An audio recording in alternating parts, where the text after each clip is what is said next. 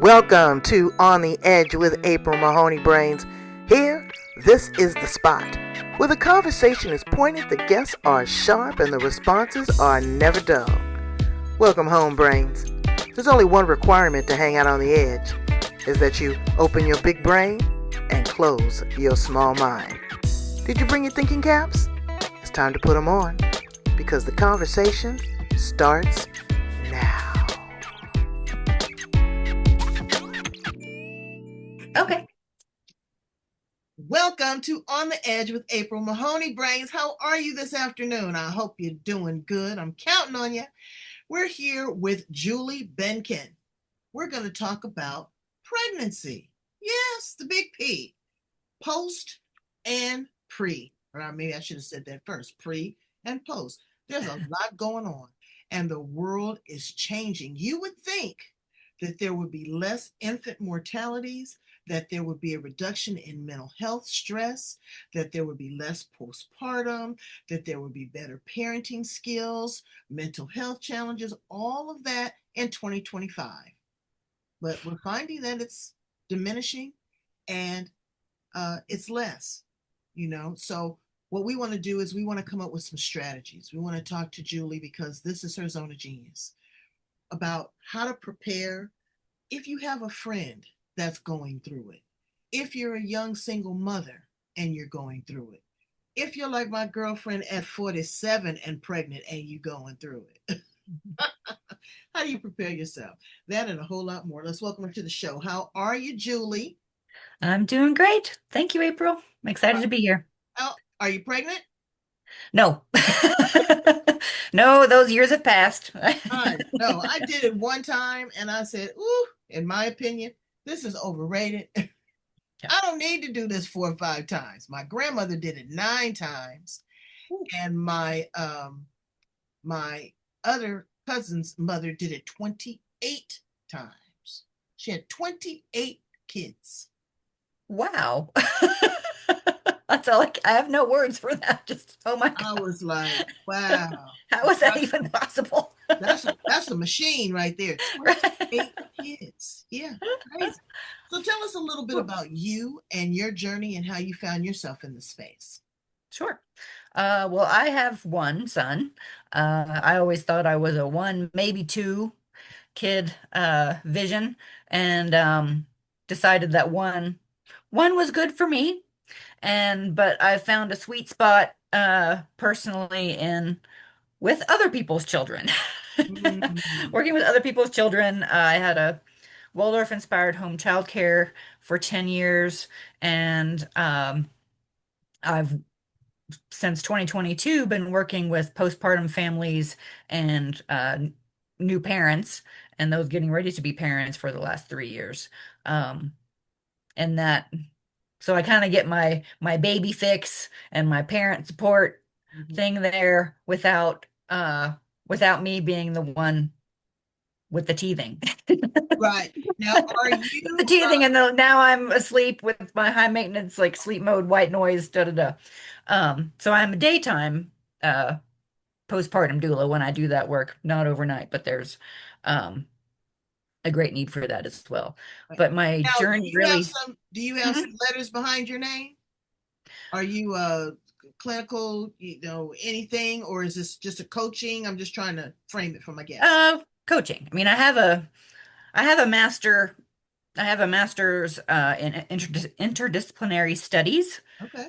with women's studies, communications, and creative writing. But and then I've had uh, a Lifeways training, which is a Waldorf-inspired teacher training, and also a Rye Foundations training, which is like a respectful parenting certification, and a postpartum nutrition certification, and Reiki for birth and postpartum. So they're not exactly letters, but I have training and I love to learn. Yeah, no, and that's important. That those letters don't mean anything, but then people are saying, well, what are her credentials? So you just lay them out. Yeah, right. Yeah, I'm not a nurse. I'm not a therapist. How did you find yourself in this space? I mean, I know that you love it, but were you working in a hospital? Were you a nanny? How did you find yourself? I have worked my way younger from working in a university setting when my son was like 2, um, and gone younger and younger and younger and younger and younger. Kind of found a good spot with toddlers, in infants, and then being called more and more towards infants, um, in my childcare. And so my program that I had was infant toddler, together. And then with the pandemic in 2020, I was feeling a bit burnt out and looking for kind of what would be next for me. And while I know providing, quality childcare in that environment was immensely helpful to parents, I could really see how unsupported and under-resourced parents of little ones really are. And I mean, I knew it, but that was just like we all like Right. woke up to how Yeah. hard They that didn't even is know these who those days. little people were that, they sent them off to school and the teacher sends a note home that they're misbehaving. They didn't believe it. And then they were there homeschooling, knowing that they didn't know how to do the new math, Right. Yeah. going through So, all of that. So it was yeah. tough. It was tough, but you know what? It was a stark realization and it was a wake up call that they really needed. And so Hmm. again, you were able to support them. So I give you your flowers and I thank you for Yeah. that because Yeah. dealing with kids, me and my husband were we were somewhere. Oh, we went on a cruise ship and there wasn't a single kid. And I tell you, we danced around there like we were kids. It was like there's nobody playing in the buffet. Nobody pushing the button in the elevator. I love children. I really do. But sometimes it is overwhelming. I remember Mhm. when I had my daughter. Beautiful pregnancy, beautiful delivery. Everything was fine. I go one day to clean myself up. I clean her up, cooking dinner for my husband. And then all of a sudden, things went south. She started crying. She threw up all over the clean clothes. I started to lactate. It just came on. And I said, well, what is this? So I can only imagine what mothers go through that have a colicky baby, that has a baby that is born with some sort of challenge, or a single parent, single Mhm. mother, or a mother that is not a single mother, but he acts like she's a single mother. You know, it is very, very difficult. So let's dial back and Mhm. let's go to the work that you do preparing mothers before they have the baby. What kind of tools do you instill with them, conversations that you have with them, inspiration that you have with them to prepare them for this life changing event? Mm. Great question. I believe, and what I want to share with parents and parents to be, is that when we change our parenting, we change the world, So it's a hard, difficult time to already be a parent. It's a difficult time in our world to be bringing a child in. Um, and to raise, to have the children that kind of are present in our future needs, we have to start with ourselves because so much of parenting, I think, is just done on the fly with like when there's some kind of struggle, and then we're like, oh, what do we do about this? And while you can't get away from that in the moment, meeting of the needs of a child, so much of how you parent is rooted in yourself and how you were parented. And if you want to parent differently than you were parented, then how do you do that? Right? Because it's so easy to find, to maybe think in your brain, oh, I'm going to do it so differently.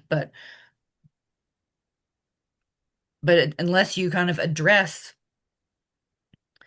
those things of how you felt seen and heard and accepted as yourself when you were little, and how you maybe did not feel that way, and the ways that you perhaps suppressed part of yourself to be loved or to feel safe and accepted, uh, we kind of default to those things when we're in the moment and there's that, like you were saying, like there's crying or there's, some kind of, struggle and they won't calm down, Right, and you're feeling overwhelmed and suddenly you're yelling and saying things, that you didn't want to say.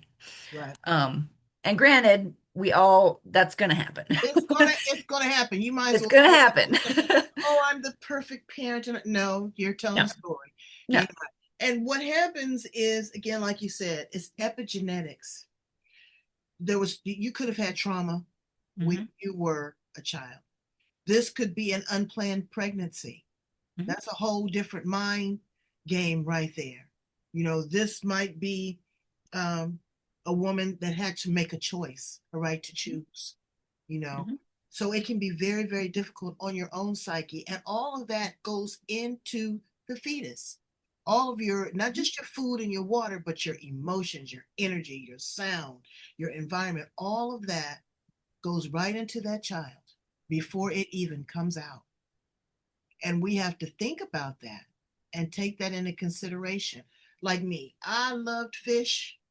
Me and my daughter will go and have fish. We could be pescatarians. We eat fish every day. I would play music. She loves jazz to this day. Her father, she could hear her father call her name from 10 blocks away because he used to, do that.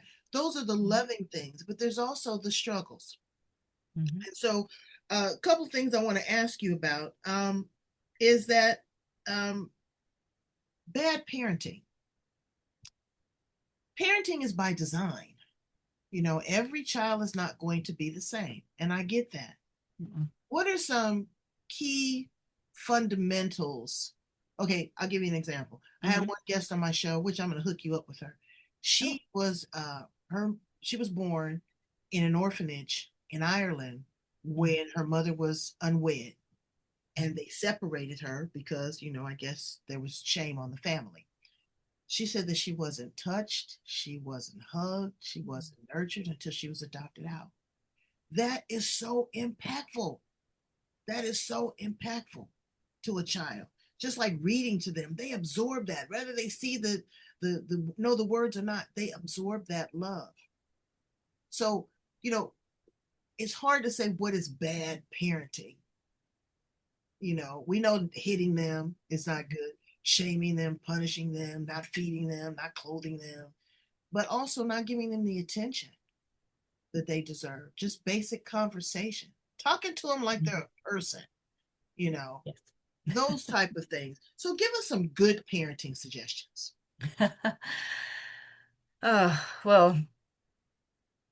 Well, the first, our sense of touch is foundational. And think of, all the ways that babies experience that. That's our first thing. So that, the woman you're talking about who wasn't touched, that's like a foundational, like building of trust and safety in the world, And so, and we're changing diapers, breastfeeding or feeding, however you're feeding, you're still holding your baby, right?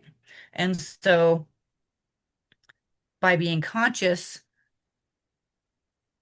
of the touch that you're giving, and even at pregnant, we instinctively want to touch our bellies when there's baby in there, And Everybody else wants to come up and touch it too. right, everybody else wants to touch it. It's like, no, we want to touch.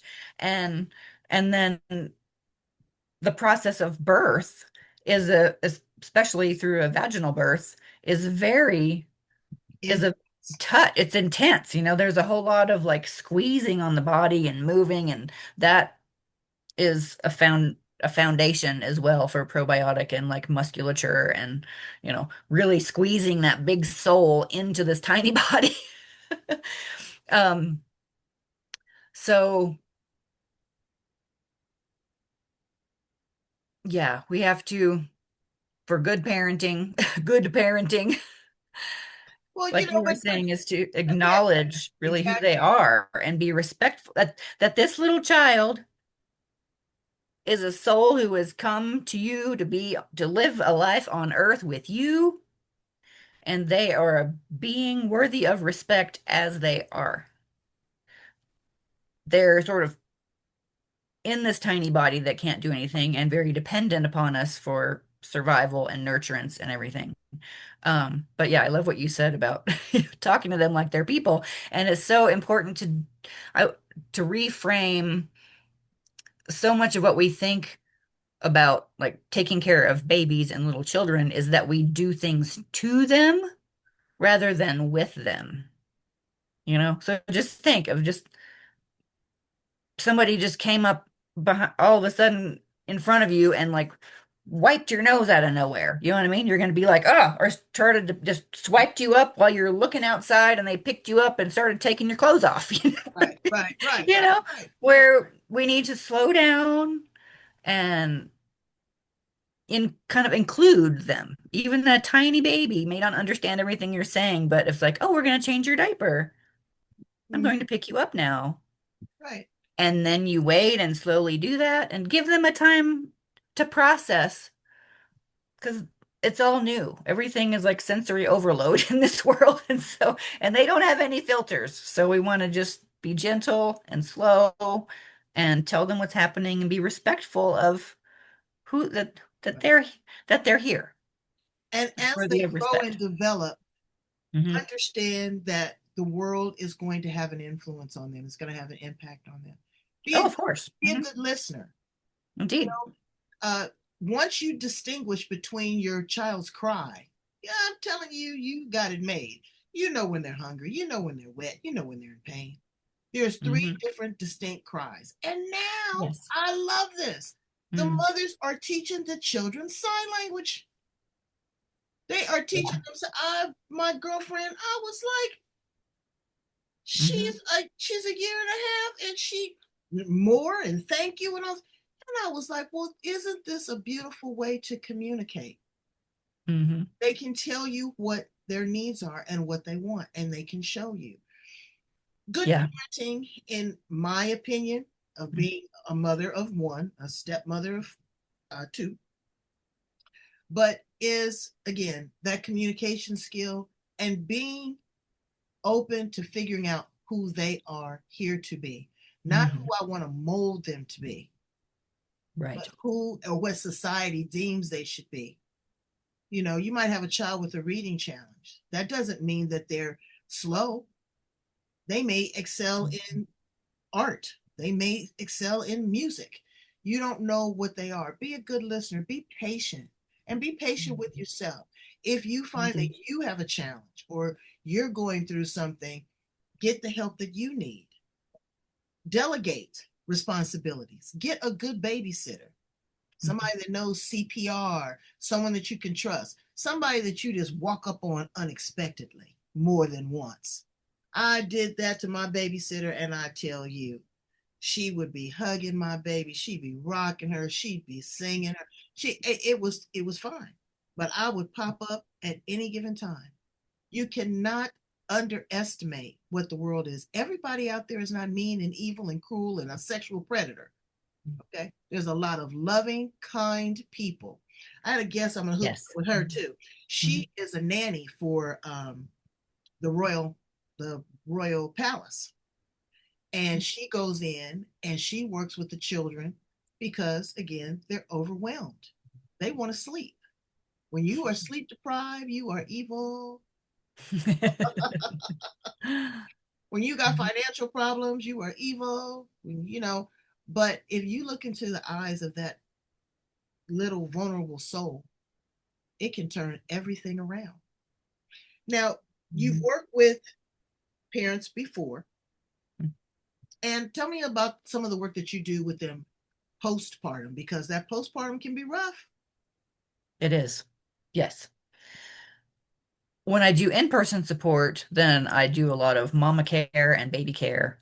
Um, you know, with making sure they've got food and basic breastfeeding support, um, caring for baby if they want a break or a shower, or just doing other things so that mama can rest and bond with baby.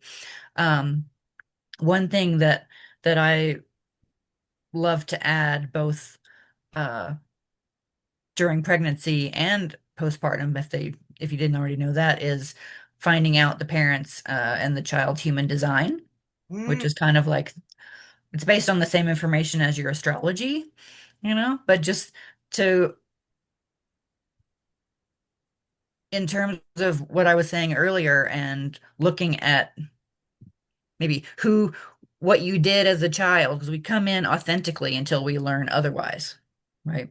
And so your human design chart can show like your natural energy. And then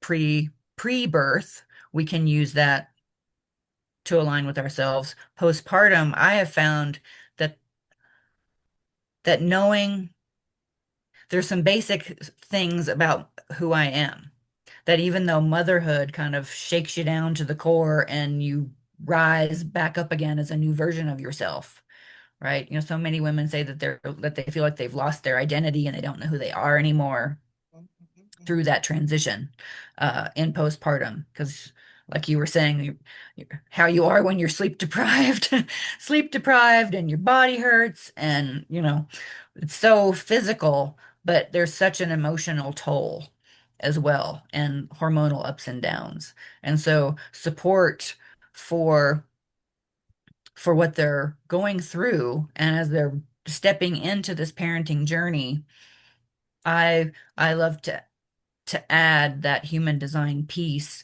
just to help them align with like, well, what is your best parenting, I mean, your best decision making strategy, and the way that you're meant to interact with the world, because then we can tweak that into their parenting, because how many decisions do you make Right, in a right, day right, as a parent? Is it this, you know what I mean? And then right. when you're making decisions as your child gets older and you're offering them the choices, but what are the choices that are okay with you?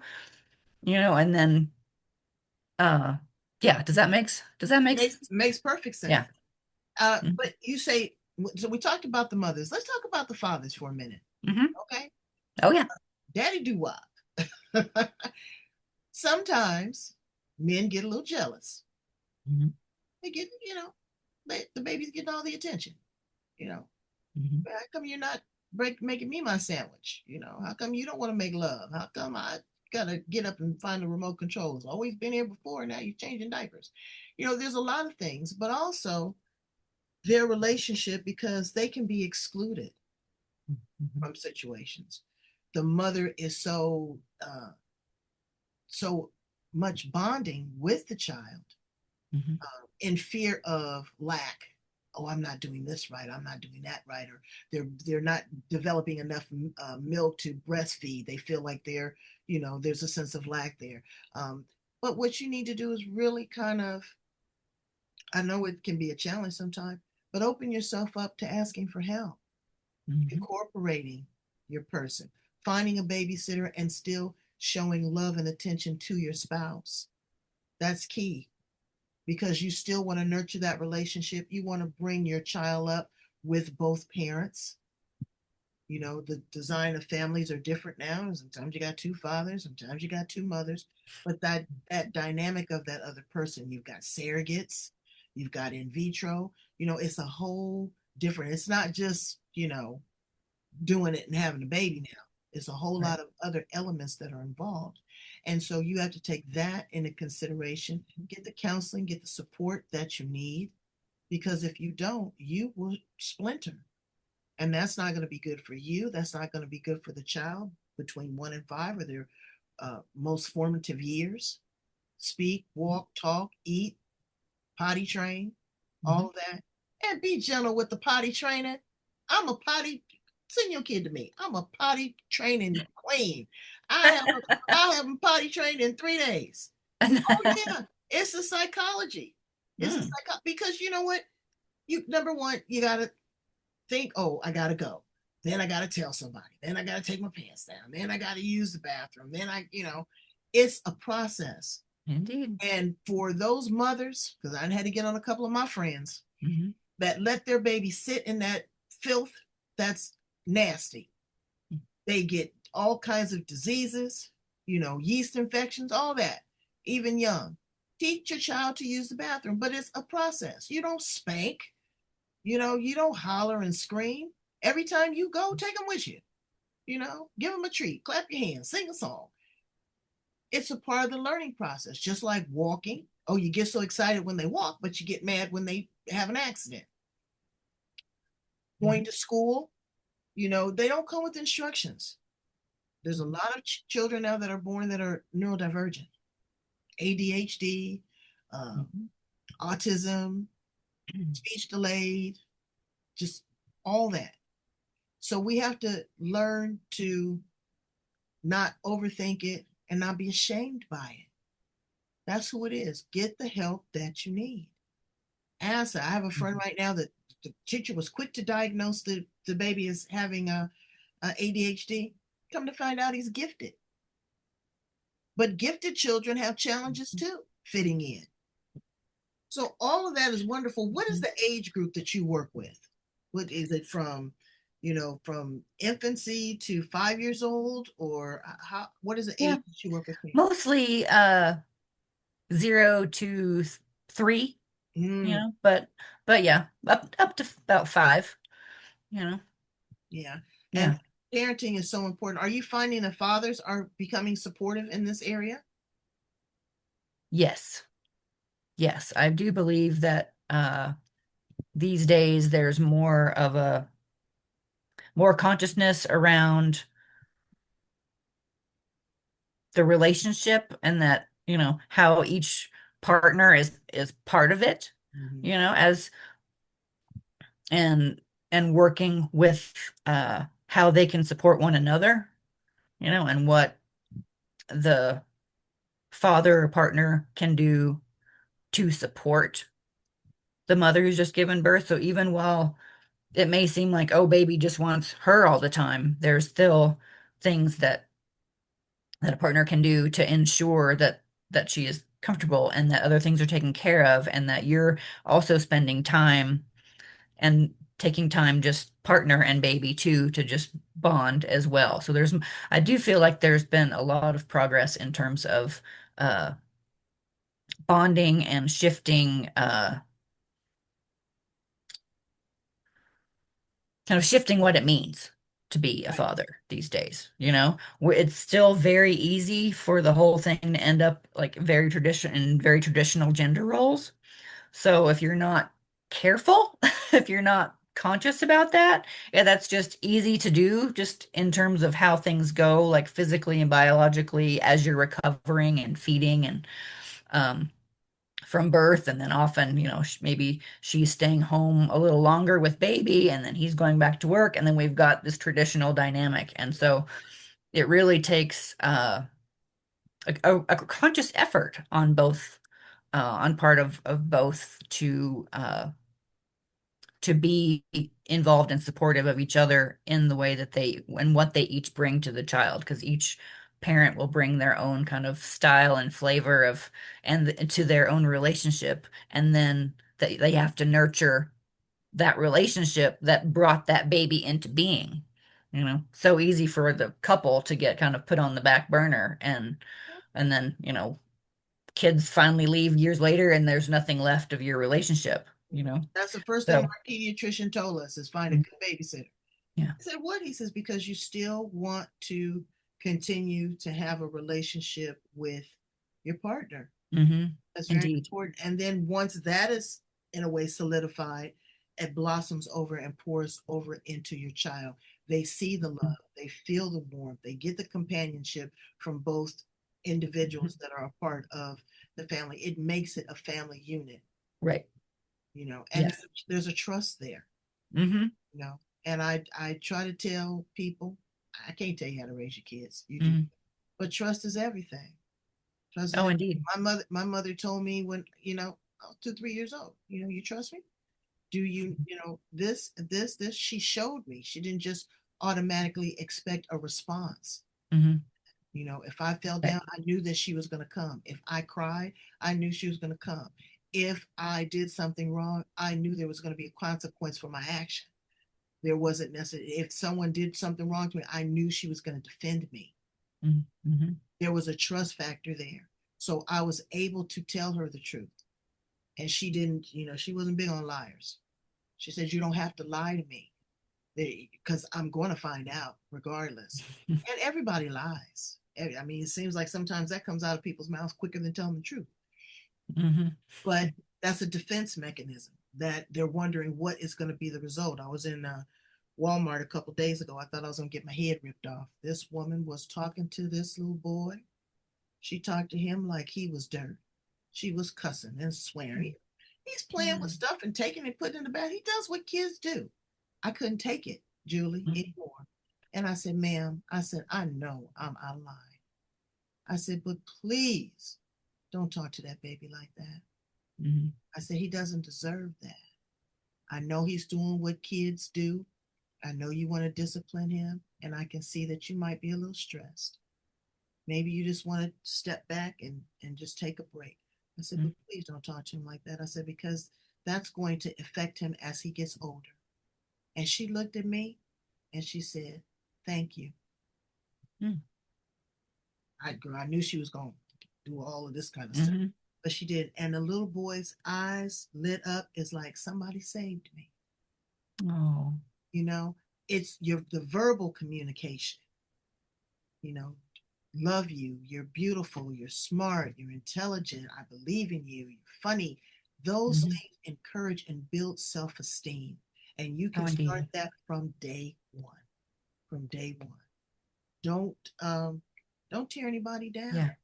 because it's only a reflection on you. So those are our suggestions in Mhm. parenting.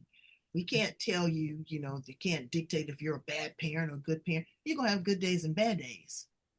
And maybe you're gonna have more bad days than good days. But if you realize where you are and you are grounded in a belief system that wants to bring the highest and greatest good, you can't go wrong.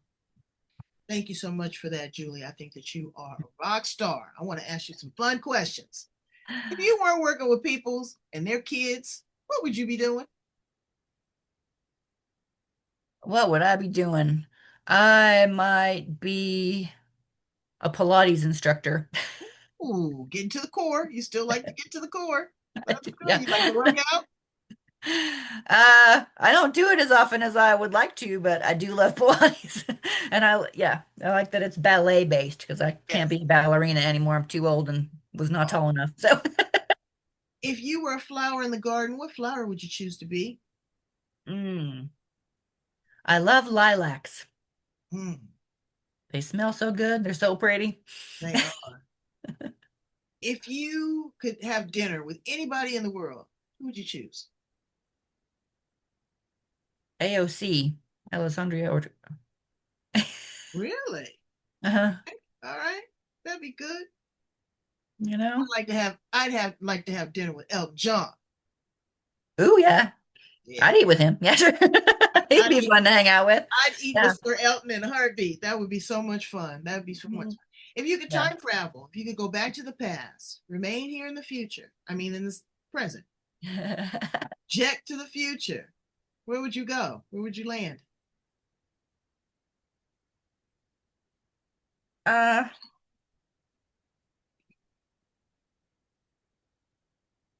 I might go.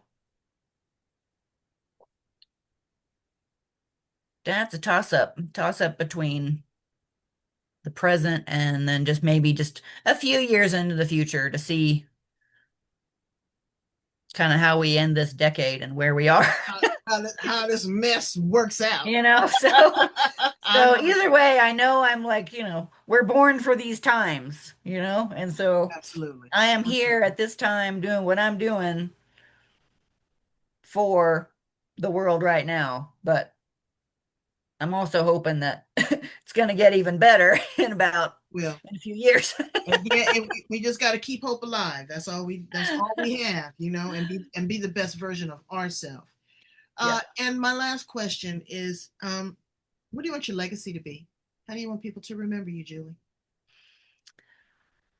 I'd like to be remembered uh as kind, nurturing, funny, and someone who has made an impact on shifting the experiences of new parents for the better. Mm. Well, I believe in my heart of hearts that you are already on your way to doing that and then some. And thank you so much. Tell my brains how to get in contact with you. They want to follow you, they want to work with you. Again, brains, I always tell you that no matter where people are, they're only a Zoom call away. I'm sure that she would love to consult with you and, help veer you out of harm's way because parenting is not easy. And we were just talking about it. My daughter just called here, 37 years old, and don't have no dental insurance and need her teeth done. So they don't go away, but that's all right. We're gonna work it out and make it happen. But she knew that she could come to me because I was gonna help her. And that's all that our children need is to know that if they come to you, that you're gonna be there to help them. How can you help them, Julie? Mm. Well, the lovely brains can find me at my website, which is starsongpostpartumbeyond.com. And I have a free parent human design chart that you can get there, which is kind of a very easy introduction to kind of what your energy is and how you can are meant to kind of move through the world and to apply that to your parenting. And from there, you can also get one for your child if they're already born. Um, yeah, I'm on Instagram at Julie Behnken, uh, Facebook at Julie A. Behnken. So, uh, yeah, love to hear from you all. Support you how I can. So, is there any current offerings? Yes, I have a Decondition Your Parenting Guide and Workbook. That with the discount code podcast. You get 50% off the $33 booklet, and that walks you through how to look at your human design chart, which I said you can get a free version, and then look at that and also just do a bit of journaling and looking at how you were parented, and then with your human design chart, kind of start to unravel some of those, shoulds that we've carried with us so that you can step into yourself and bring that into your parenting. So, Well, to be able to do the human design is fascinating within itself. You mhm. find out so much about yourself. If parenting is not your zone of genius and you got a cat, but you still want to find out who you are as a person, go ahead and check it out. I'm sure that she can work with you in that capacity too. Brains, I Mm-hmm. need you to go in and love, like, share, and subscribe. Love, like, share, and subscribe. We are everywhere. Podbean, Google, Apple, Spotify, Spreaker, Facebook, YouTube, Instagram, LinkedIn, all over the planet.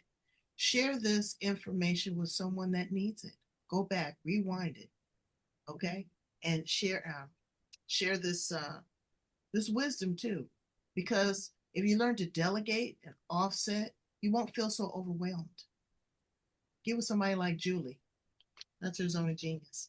Thank you so much, Julie, for being here with us. We appreciate and value Thank you. Thanks, April. Thank you, Brains. you. Bye, Brains.